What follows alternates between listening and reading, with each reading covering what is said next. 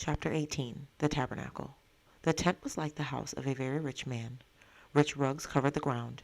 Rich curtains overhung alcoves the size of rooms, and soft voices hummed behind them. One was evidently a kitchen, and Taharka's mouth watered at the savory odors hanging in the air. At the end of what looked like a great hall was a low chair, and in it a man. He was simply dressed like a soldier at rest, but the jewels on his fingers and arms could have ransomed a city. He was slender, not very tall, not very old. His heavy, black beard was held in place by a jeweled net.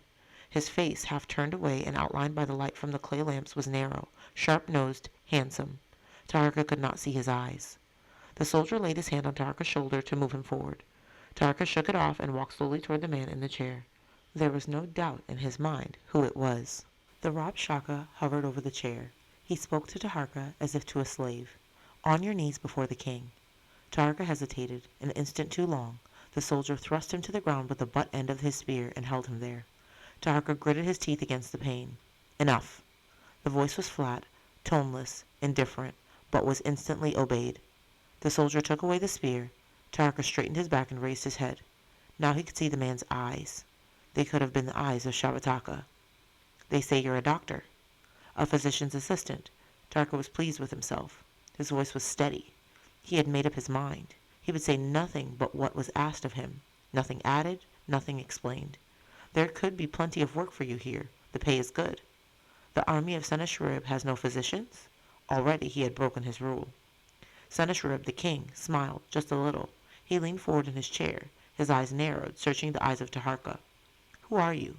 "My name is Haru." "Yes, Haru, hawk, not a common name among common men. What are you?" "I'm a physician's assistant." "A physician's assistant? A boy? A Cushite boy who speaks the tongue of Babylon and Nineveh in the accents of the courts? Who has crossed the desert route with Bedouin rebels on his way? Where? And why?" Taharka said nothing. He did not lower his eyes. After a while the king leaned back in his chair. "Our scribes need information for the records. News from Egypt is confused and hard to gather. The Cushite kings still wear the double crown?" "They do?" Taharka did not try to conceal his pride. If they did not, he thought, there would be no double crown. "Who wears the crown?"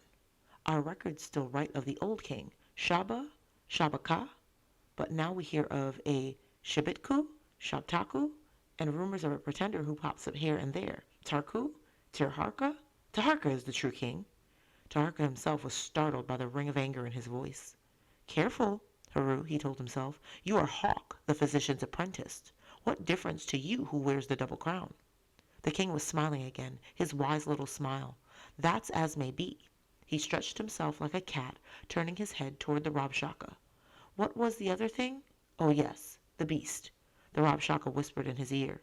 "Worth the price of a good horse?" "Yes, a fine gift for my boy in Nineveh, my little Esarhaddon." The king's face had suddenly softened, and, for some reason, Taharka felt a strange thrill along his spine, like a warning of the future. He did not understand why, but the king had finished. "No more tonight. There's a hard day ahead of us tomorrow. You will find it interesting, young hawk, and think, as you watch it, of Egypt and Cush."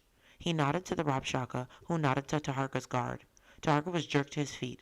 He looked back once as he was led from the tent. The king and the Rabshakeh were talking softly. The Rabshakeh was watching him. Sabi rose from the campfire as they approached, wiping away the traces of tears.